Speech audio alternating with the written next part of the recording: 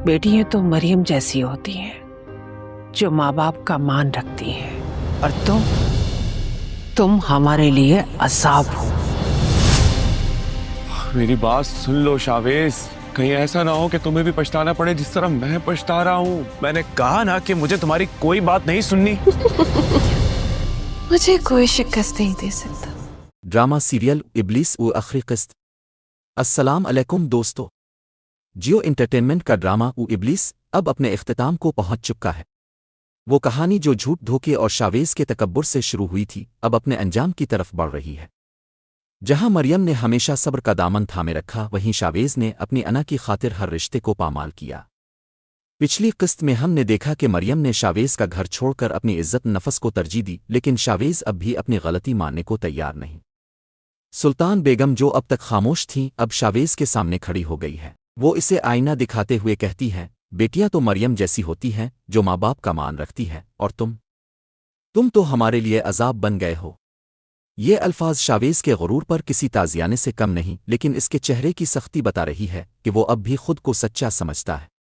दूसरी जानिब हैदर साहिब इसे जिंदगी की सबसे बड़ी हकीकत समझाने की कोशिश करते हैं। वो जानते हैं कि जब वक्त पलटा खाता है तो इंसान के पास पछतावे के सिवा कुछ नहीं बचता। वो शावेज को खबरदार करते हुए कहते हैं, मेरी बात सुन लो शावेज, कहीं ऐसा ना हो कि तुम्हें भी पछताना पड़े जिस तरह मैं पछता रहा हूं। लेकिन शावेज, वो तो इब्लिस की तरह अपने तकब्बुर में अंधा हो चुका है। इसे लगता है कि इसकी ताकत और उसका गुस्सा इसे हर मुश्किल से बचा लेगा। वो चीख कर कहता है, मैंने कहा ना कि मुझे तुम्हारी कोई बात नहीं सुननी। मुझे कोई शिकस्त नहीं दे सकता, कोई भी नहीं। शावेज को ये गुमान है कि वो नाकाबिले तस्खीर है, लेकिन वो ये भूल रहा है कि जब कुदरत का इंसाफ हरकत में आता है तो बड़े बड़े सूरमा मिट्टी में मिल जाते हैं। प्रोमो के आखिर में एक गरजदार आवाज़ सुनाई देती है जो इसे झंझोड़ कर रख देती है, खुदा का खौफ कर जालिम। ये अल्फाज इस बात की नवीद हैं कि अब शावेज के जुल्म का घड़ा भर चुका है। मरियम, जिसने हमेशा सब्र किया, अब वो सुरखरू होने वाली है और शावेज अपनी ही नफरत की आग में जलने वाला है। क्या शावेज का अंजाम इबरतनाक होगा? क्या मरियम इसे कभी मुआफ कर पाएगी? और क्या अवैस को अपनी गलतियों का कफारा अदा करने का मौका मिलेगा?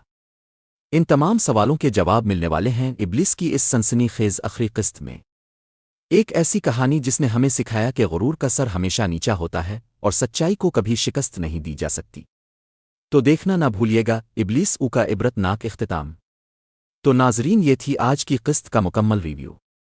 आपको ये एपिसोड कैसा लगा? अपनी राय कमेंट्स में ज़रूर शेयर करें। वीडियो पसंद आए तो लाइक करें, चैनल को सब्सक्राइब करें और मज़ीद ड्रामा रिव्यूज़ के लिए हमारे साथ जुड़े रहें।